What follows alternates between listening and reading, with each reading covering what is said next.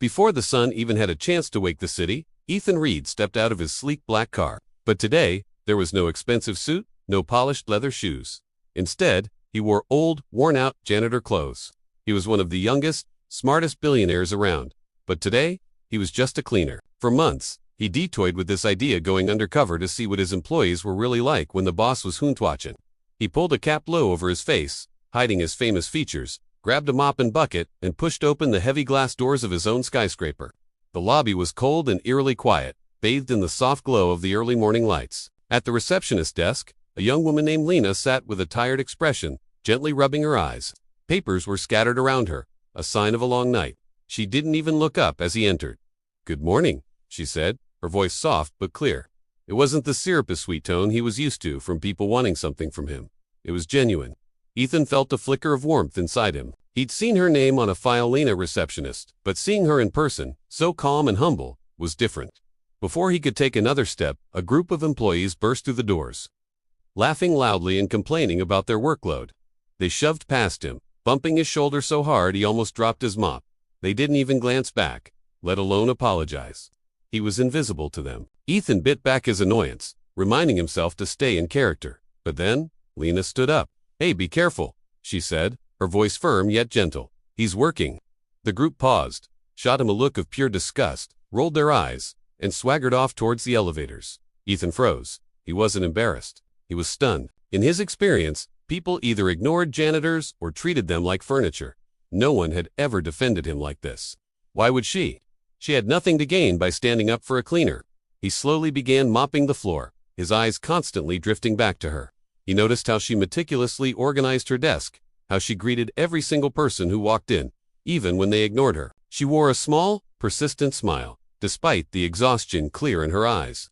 Each time their gazes accidentally met, she offered him a soft, encouraging smile, and that strange warmth bloomed in his chest again, a feeling he hadn't experienced in years. He had come here to judge his employees, to make a list of who to promote and who to fire. But now, his entire focus was on one person, the receptionist who defended a stranger without a second thought. As the morning rush began, the lobby filled with people. Ethan stayed close, using his mop as a shield while he observed.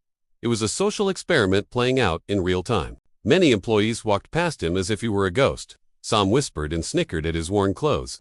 One manager, someone Ethan had personally promoted, carelessly tossed an empty coffee cup into his cleaning cart without a word.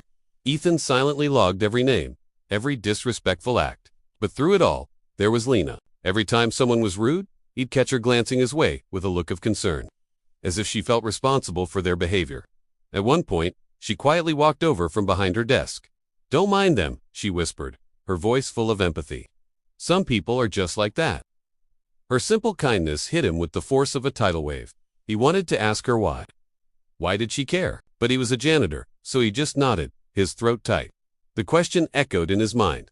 Who was this woman who showed more respect to a janitor than his own executives showed to each other? Why did her small act of decency feel more valuable than any multi-million-dollar deal he'd ever closed? The day had only just begun, but Ethan already knew this undercover mission was no longer about his company. It was about her. His curiosity grew with every passing minute, a powerful force pulling him towards this enigma of a woman. He had entered his building that morning as a billionaire looking for flaws in his empire. But he had a feeling he was about to discover something far more important. This undercover mission was about to change his life, and it all started with a simple, kind-hearted, "Good morning." Over the next few days, Ethan slipped back into his undercover role. He'd wake up before dawn, pull on the same worn-out janitor's uniform, and be the first person to step into the gleaming skyscraper he secretly owned. But every morning, without even trying, his eyes would immediately search for one person, Lena, the receptionist. Her gentle nature had started to get under his skin in a way he couldn't quite figure out. It was her smile. She always greeted him with this incredibly warm smile, not the fake, polite kind you see everywhere, but a genuine one. It felt like she actually saw him, like she truly cared. And every single time he saw that smile, Ethan felt a weight lift off his shoulders. The high-stress world of board meetings and billion-dollar deals just seemed to soften around the edges. He tried his best to focus on his tasks, mopping the vast lobby until it shone, wiping fingerprints off the massive glass doors, emptying endless trash bins. But his attention always drifted back to her. He'd watch Lena from a distance, noticing how she treated everyone who came to her desk with the same kindness. Even the ones who were impatient or downright rude to her, She handled them all with this quiet, unshakable patience. She never raised her voice, never showed even a hint of frustration. The only sign of any strain was when she thought no one was looking. She'd press her fingers lightly against her temple, a small, private gesture that hinted at a hidden struggle she kept all to herself. One afternoon, the office was buzzing with its usual chaotic energy. Ethan was quietly cleaning near the elevators when he saw Lena rushing toward him, a worried look on her face. She was holding a small, simple lunchbox. She leaned in close, gently placed it on the edge of his cleaning cart, and whispered, "You didn't bring lunch again. Please take this. I made extra at home." Before he could even form a word, before he could tell her that he owned the entire building and could buy any restaurant he wanted, she gave him a shy smile and hurried back to her desk. For a long moment, Ethan just stood there, completely frozen. He stared at the lunchbox as if it were the most precious treasure he'd ever seen. Because in a way, it was. In his entire life, surrounded by people who wanted something from him, no one, absolutely no one, had ever offered him food, simply out of care, with no expectation of getting something in return. Later, he found a quiet corner in the small, cramped storage room where the janitorial staff took their breaks. He opened the box. Inside was simple, homemade food, some rice, steamed vegetables, and a few pieces of chicken. The aroma that wafted up was so familiar, so warm, it unlocked memories from his childhood he thought he'd long forgotten. He ate slowly, savoring each bite. And with every mouthful, he found himself wondering more and more about Lena. Why was she so kind? Why did she notice the little things that everyone else overlooked? Why would she care so much for someone she believed was just a janitor, a man at the very bottom of the social ladder? His curiosity quickly blossomed into admiration, and that admiration was slowly, quietly, turning into something deeper. It was a feeling he tried to push away, a feeling that made him uncomfortable because of the lie he was living. He was a billionaire playing a part, and the kindest person he'd ever met had no idea. In the days that followed, Ethan started paying closer attention to how others treated him when Lena wasn't around. The contrast was staggering. Some employees would carelessly toss candy wrappers on the floor right near him, as if daring him to pick them up. Others would visibly flinch or make a face of disgust when he walked past. He even overheard a few whispering cruel jokes about his worn-out clothes. He took mental notes of it all, a silent ledger he kept for the day he would finally reveal his true identity. But the moment Lena appeared, the entire atmosphere shifted. She would approach him quietly, always with a gentle question. "Do you need some water?"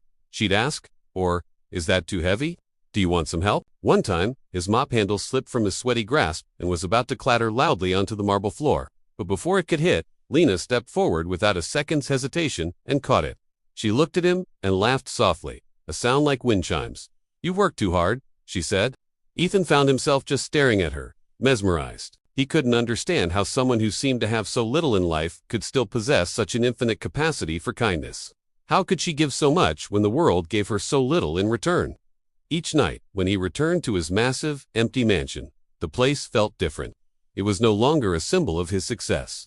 It just felt cold, silent, lonely. His thoughts would inevitably drift back to the girl at the reception desk, the one who organized papers with meticulous care and smiled at everyone who passed, as if she carried a piece of the sun inside her. Ethan didn't fully realize it yet, but his secret mission to audit his company's culture had transformed into something else entirely. It was now about a connection, a powerful pull towards another person, a feeling he knew he couldn't escape. As he got ready for the next day, putting on his disguise, he understood one thing with absolute clarity. He wasn't just going undercover to test his employees anymore. He was going undercover because he needed to see Lena again. As the days turned into weeks, my undercover routine became second nature, but something deep inside me had shifted. I wasn't just showing up to the building to spy on my employees anymore. I was coming to see her, Lena. I found myself looking forward to her soft good morning, to the quiet dignity she carried herself with, even though I could tell she was wrestling with her own hidden struggles. I tried to stay in character, to be just a simple janitor, but my eyes always found their way to her desk whenever I walked past. It was like I was drawn to her by a force I couldn't quite explain. One morning, I was cleaning near the hallway leading to the staff lounge when I overheard two employees gossiping. Their voices were sharp, filled with a casual cruelty that made my stomach turn. "That receptionist girl is such a fool," one of them said. The other laughed. She's too busy helping poor workers to focus on the rich clients. She'll never get promoted." They walked away, their laughter echoing down the hall. A tightness seized my chest, a hot surge of anger. It wasn't just the words. It was the fact that Lena had heard them too. She was nearby, quietly arranging files, her head bowed. She pretended not to notice, but I saw her hands tremble for just a second, the tiniest crack in her usually calm facade. I wanted so badly to step forward, to defend her, to tell those employees they had no idea who they were talking about. I wanted to reveal that they were mocking a woman who had more kindness in her heart than the entire building combined. But I couldn't. I had to force myself to stay silent. My identity was a secret, and the mission, I told myself, had to come first. Later that afternoon, as I was wiping down the glass near the reception desk, I watched Lena give directions to an elderly visitor. She spoke with such patience and warmth that the old man left with a wide, genuine smile. And in that moment, I realized something profound. Lena wasn't weak for being kind. She was strong. She was strong because she chose to stay kind even when the world was so unkind to her. The lobby was peaceful for a while, but the calm was shattered when a group of higher-level employees swaggered in. They were loud, their conversation a brash symphony of salaries, bonuses, and lavish weekend plans. One of them, without even a glance in my direction, tossed his empty juice bottle toward my cleaning cart. I caught it just before it fell, swallowing the irritation burning in my throat. Then, they started talking about Lena again. The comments were casual, dismissive. She probably earns nothing, poor girl. She must think helping janitors makes her look special. Each word was like a punch, and I felt my jaw clench tighter and tighter. These people, with their expensive suits and inflated egos, had no clue how truly valuable Lena was. I expected her to get upset, to walk away, maybe even to cry quietly, like anyone else would. But she didn't. She just took a slow, deep breath, straightened her back, and continued her work, a small, polite smile on her face that never quite reached her eyes. That's when I understood. She was used to it. She was used to people talking behind her back, used to being underestimated. She was used to holding herself together while the world tried to tear her apart. And that realization didn't make me pity her. It made me admire her even more. Her resilience was breathtaking. Later, when the lobby finally quieted down, Lena approached me. Her voice was as gentle as always. "Do you need help with that trash bag? It looks heavy." I shook my head quickly, not wanting her to strain herself. But she reached for it anyway. "You've been working non-stop," she insisted. "Let me at least carry this part." An unexpected wave of emotion washed over me. Here she was, offering to help me, when no one ever seemed to offer any help to her. As we walked toward the disposal room together, I saw again a faint sadness in her eyes. A shadow she tried so hard to hide behind her smile. I wanted to ask her what was wrong, what burden she was carrying, all alone, but I couldn't, not as a janitor. By the time I finished my shift and clocked out, a quiet, firm decision had settled in my heart. I wasn't going to let people hurt her anymore. I didn't care if it meant revealing my identity sooner than planned. As I stepped out of the building and into the cool evening air, I realized my undercover mission was no longer about catching a few rude employees. It was about protecting the one person who had shown me more genuine honesty and kindness than anyone I had ever met. It was about protecting Lena. That evening, long after the last employee had clicked off their computer and the building had settled into a deep silence, I stayed behind to finish mopping the grand lobby. My movements were slow, almost mechanical, because my mind was completely consumed with thoughts of Lena, her strength, her seemingly endless patience. The quiet sadness I saw flicker in her eyes whenever she thought no one was looking. As I pushed the mop across the polished floor, a soft glow from the reception desk caught my eye. She was still here. Curiosity, or maybe something stronger, pulled me forward. The closer I got, the clearer the scene became. There was Lena, hunched over her desk, her face buried in her hands, her shoulders shook with silent, gentle sobs. My heart just dropped. All day, I had seen her as this pillar of grace, an unshakable presence. Seeing her so utterly defeated felt wrong, like a violation of some natural law. I stood there, frozen for a moment, caught in a silent debate. Should I retreat and give her the privacy she deserved? Or should I step forward and offer, what a janitor's clumsy comfort? Before I could decide, my feet made the choice for me, carrying me slowly toward her. I was only a few steps away when she must have sensed my presence. She snatched her hands away from her face, wiping furiously at her tears. She forced a smile, but it was a fragile, broken thing that couldn't hide the raw pain in her eyes. "Oh, sorry," she whispered, her voice cracking. "I didn't know anyone was still here." I shook my head, trying to keep my voice soft, simple, fitting the role I was playing. "Are you okay?" The question sounded inadequate as soon as it left my lips. Lena let out a small, shaky laugh. It was the kind of laugh you use to glue the pieces of yourself back together when you're falling apart. Yes, I'm fine. Just a little stressed." I didn't believe her for a second. I had been watching all day. I saw the way she absorbed insults with a quiet dignity, the way she bit back her own pain to offer a kind word to someone else. She was the calm in everyone else's storm. But now, here in the quiet emptiness of the lobby, with no audience to perform for, Her mask had finally cracked. She looked down at a document on her desk, pressing her fingers against her forehead as if to hold back a wave of pain. She whispered so softly, I almost missed it. Sometimes I wonder how long I can keep doing this. That one sentence hit me harder than I could have ever expected. It was a glimpse into the crushing weight she carried so gracefully. I took another small step closer, my throat's tight, wanting to say something, anything, but the words wouldn't come. How could I comfort her without revealing who I really was? She sighed, a deep, shuddering breath, and her voice trembled as she continued. My mother, she's sick. The medicine is incredibly expensive. I work full-time here, but it's still not enough. A pressure built in my chest, a painful knot of sympathy and a white-hot anger. Anger at the universe, at the sheer unfairness of it all. Anger at the thoughtless people who treated her like she was invisible, completely unaware of the silent, desperate battle she was fighting every single day just to keep her mother alive.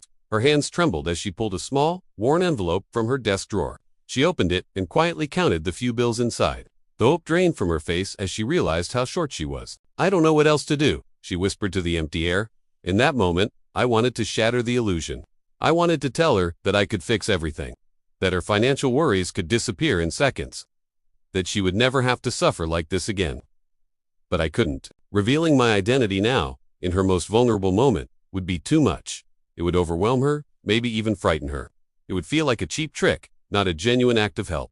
So I remained silent, a helpless observer, my own heart aching as I watched her struggle. Then, she said something that shattered me completely. Her voice was just a breath, but it was filled with a strength that could move mountains. I don't care how tired I get, she said, looking at a picture on her desk I couldn't quite see. As long as my mother has the medicine she needs, I'll keep going. Those words just stopped me in my tracks. In my world of corporate takeovers, stock prices, and billionaire egos, I had forgotten what this kind of love looked like. Pure, selfless, unconditional. She wasn't crying for herself or her own exhaustion. She was crying because she couldn't bear the thought of her mother's suffering. In that instant, I knew. I couldn't stay in the shadows. I couldn't continue this charade while she carried this impossible burden alone, and I definitely couldn't stand by and watch people treat her with disrespect day after day. This was no longer just about business. As Lena wiped away one final tear, she squared her shoulders, took a deep breath, and forced another small, determined smile. She started gathering her things, preparing to go home and face another day, another battle. Watching her, I realized this undercover mission wasn't just revealing the truth about my company or my employees. It was revealing the truth about me. It showed me a part of my own heart I didn't know was there. I cared about Lena. I cared more deeply than I had any right to, more than I ever expected, and I knew, with absolute certainty, that very soon, I would have to make a choice that would change both of our lives forever. The next morning, Ethan arrived at the office building far earlier than his usual shift. It was empty because there was extra work to do, or because he needed to get a head start on cleaning. It was because Lena's words from the night before had woven themselves into his mind, replaying over and over, a haunting echo that drowned out everything else. Her soft voice, filled with a quiet desperation, saying she would take any job, work endless hours, sacrifice anything just to keep her mother safe. For the first time since he had begun this entire undercover mission, Ethan, a man of immense wealth and power, felt utterly and completely helpless. He had all the resources in the world at his fingertips, yet he couldn't help her. Not without shattering the fragile plan he had so carefully constructed. He stood in the shadows of a wide corridor, watching as she walked into the lobby. Her eyes were tired, shadowed with a weariness that went beyond a single sleepless night. Her steps were a little slower, a little heavier than usual, as if she were carrying the weight of the world on her shoulders. But the moment she reached her desk, a transformation occurred. A gentle, professional smile appeared on her face, a mask she wore to hide her pain from the world. It was a smile that didn't quite reach her eyes, but it was there, a testament to her strength. Ethan watched as she greeted every employee who walked past, her voice soft and polite. Some nodded back, some offered a quick good morning, but many walked right by her, lost in their own worlds, not even bothering to acknowledge her presence. Yet, her smile never faltered.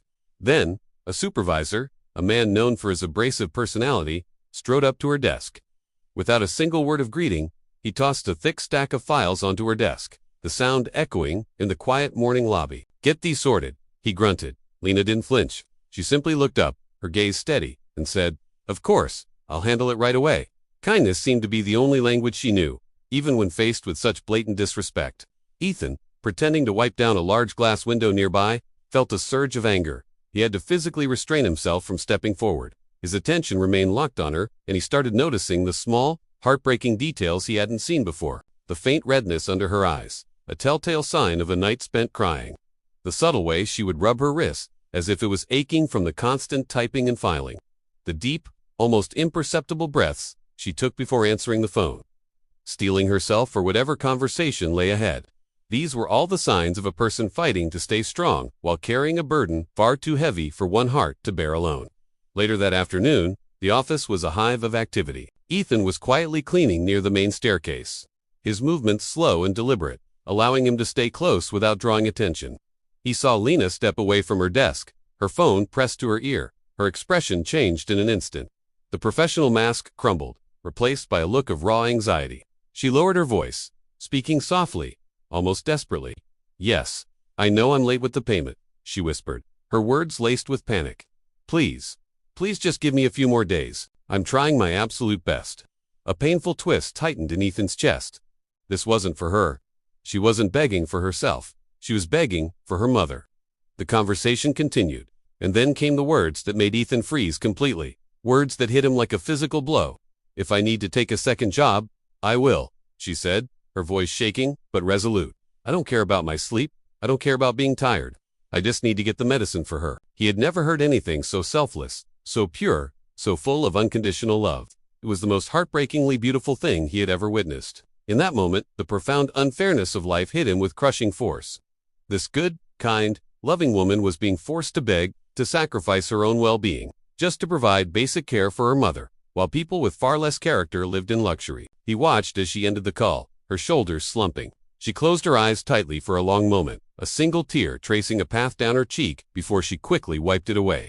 She whispered something to herself, a desperate prayer to the universe. Please let everything work out." Then she took another deep breath, forced the gentle smile back onto her face, and returned to her desk as if nothing had happened. Ethan could barely breathe. Every fiber of his being screamed at him to go to her, to walk right up to her desk, take her hand, and tell her it was over. Tell her she didn't have to suffer anymore. That he would take care of everything. That she deserved peace and happiness and a chance to just rest. But he couldn't. Revealing his true identity in the middle of a busy workday would cause unimaginable chaos. It would expose his entire operation. And worse, much worse, she might feel betrayed. She might believe he had pretended to be a poor cleaner just to spy on her, to test her kindness, turning his genuine admiration into a cruel, calculated game. The thought was unbearable. As Ethan grappled with this internal conflict, a pair of employees walked past him, heading towards Lena's desk. They were speaking loudly, their voices dripping with casual cruelty. "She's always so quiet, isn't she?" one of them said with a snort. "Probably hiding something." The other one laughed, a sharp, unpleasant sound. "Maybe she's just scared she'll lose this job.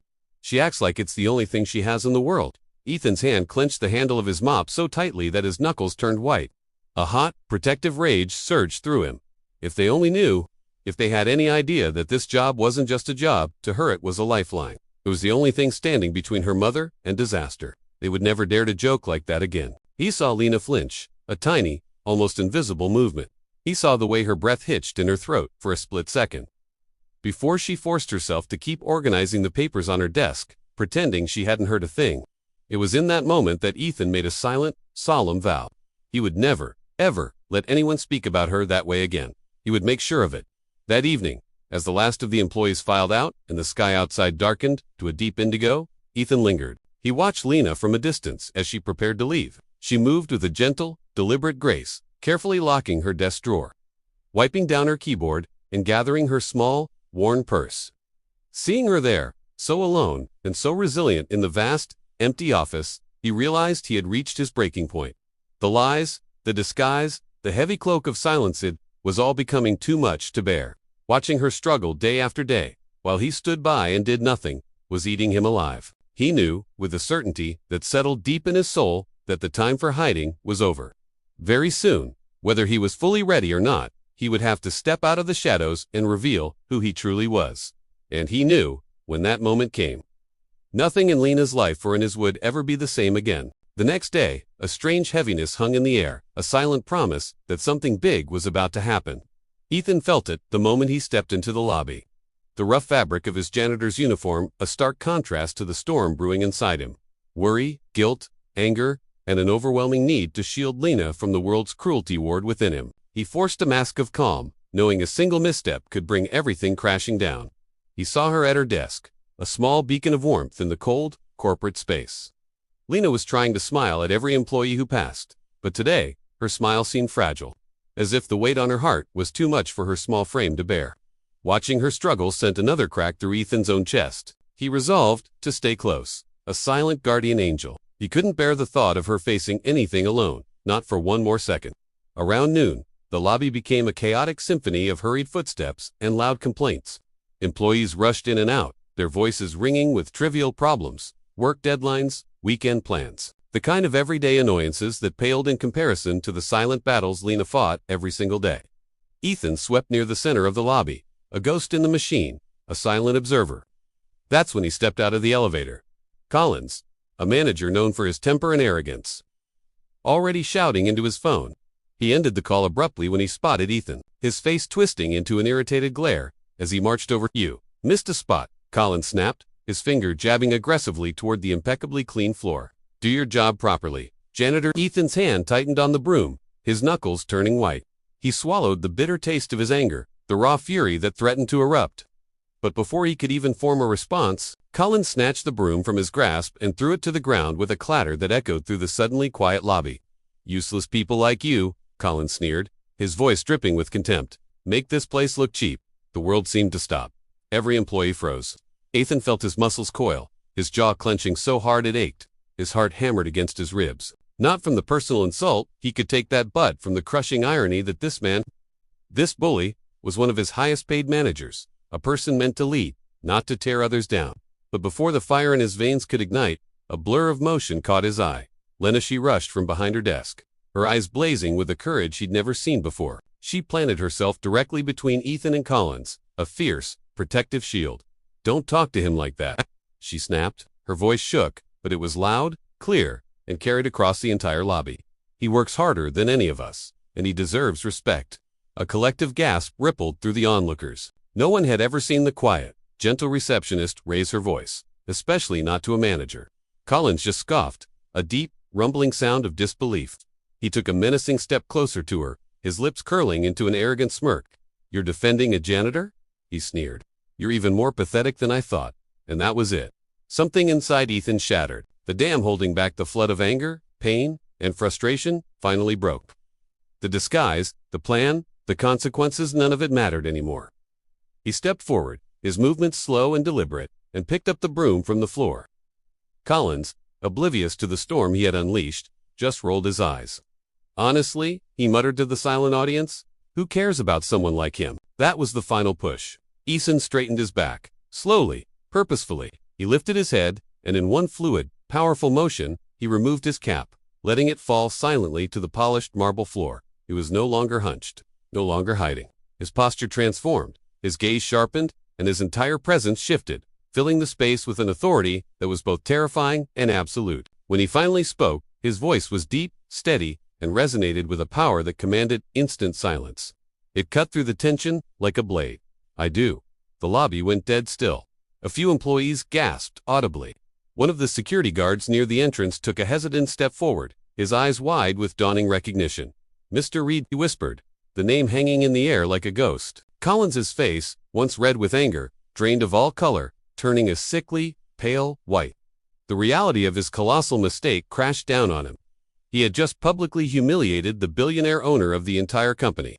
Lena stood frozen, her shocked gaze locked on Ethan, her lips parted, her breath catching in her throat as she tried to comprehend the impossible. You're," she whispered, but the words wouldn't come. She couldn't finish the sentence. Ethan held her gaze, the fierce intensity in his eyes softening into something gentle, something apologetic. "I'm sorry," he whispered back, his voice meant only for her. "I'm so sorry you had to find out this way." In that moment, it felt as if the entire building, the entire city, had stopped moving, holding its breath, waiting for the earth-shattering truth that was finally about to be revealed. The janitor was gone, and in his place stood the king of the castle. The morning sun filled the reception area with a warm glow as Emily unlocked the front door, unaware that today would change her life forever. Victor stood silently near the corner. He wasn't dressed as a janitor anymore, but in a simple, clean shirt and jeans. He looked like just a regular guy, which was exactly what he wanted. He needed to talk to her without scaring her with his money or his status. Emily, tired but feeling peaceful after everything she had been through, placed her small bag on the counter. She softly hummed to herself, a small moment of calm before the busy day. Then, she suddenly noticed Victor standing there. It made her jump. Before she could say a word, he stepped forward and spoke gently. "I need to tell you something important. Something you deserve to know." Emily was confused, but she nodded. "Is this about the strange way you've been acting? Especially that night you found me crying?" Victor took a deep breath. He knew the truth might push her away, but he couldn't hide it any longer. He had no right to, so he told her everything in one go. "I'm not a janitor. I never have been. My real name is Victor Halle. I'm the owner of this company. I'm a billionaire." He explained that he had come undercover because he wanted to understand the people who worked for him, not just read about them in reports. Emily froze, completely shocked. Her eyes went wide as she tried to process the idea. The simple, kind janitor she had opened her heart to was actually one of the richest and most powerful men in the city. She whispered in disbelief, "Why? Why did you lie? Why did you hide the truth from me?" Victor's voice softened even more. He explained that he wanted to see how people treated someone with no power, no money, no influence. He confessed, "The day I overheard you talking about how kindness matters more than wealth, and how you believed people without money deserved respect. Something inside me changed. No one had ever spoken about humanity with so much honesty in front of me before. I realized I needed to know you better, not as a billionaire, but as a simple man who admired your heart." Emily's eyes filled with tears, not out of anger, but confusion. She truly cared for the janitor he pretended to be. The gentle man who always smiled at her, helped her when she was tired, and listened when she needed someone. Now, she wasn't sure if that man was even real, or just part of his disguise. She had to know. So she asked him directly, "Was any of it true? Anything you said or did? Was it real?" Victor walked closer to her. Every feeling, every moment, every conversation was real. The disguise was fake, but our connection was honest. He added softly, his voice full of regret, "If you want me out of your life, I'll walk away right now, without a single complaint. I understand the pain I've caused." Emily looked at him for a long, quiet moment. She remembered the way he had comforted her without expecting anything in return, the way he cared when no one else seemed to notice her. She remembered how he defended her from rude clients, even when he supposedly had no power at all. Slowly, she realized that the man standing in front of her was the exact same man she had come to trust. The only difference was that now, she knew the full truth.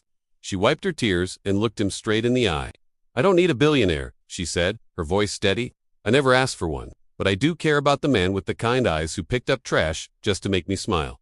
Victor's heart almost burst with relief. A wave of it washed over him, so powerful he could barely stand. Can we start again?" he asked, his voice thick with emotion. "No lies, no disguises, no more secrets." Emily nodded shyly. "We can try." At that moment, the entire room seemed to get brighter. Victor smiled, a real, genuine smile, for the first time, without hiding anything. And Emily felt something gentle bloom inside her chest, a hope she hadn't felt in years. As they walked out of the building together to get some fresh air, they both knew this was the start of something real, something honest, something built not on money or status, but on trust, respect, and a love that had formed quietly between a billionaire in disguise and the receptionist, who saw the world with a pure and beautiful heart. This wasn't a fairy tale ending. It was a real beginning. Thanks for watching our story unfold. If you enjoyed it, please like this video and subscribe to our channel for more heartwarming stories like this one. We'll see you in the next video.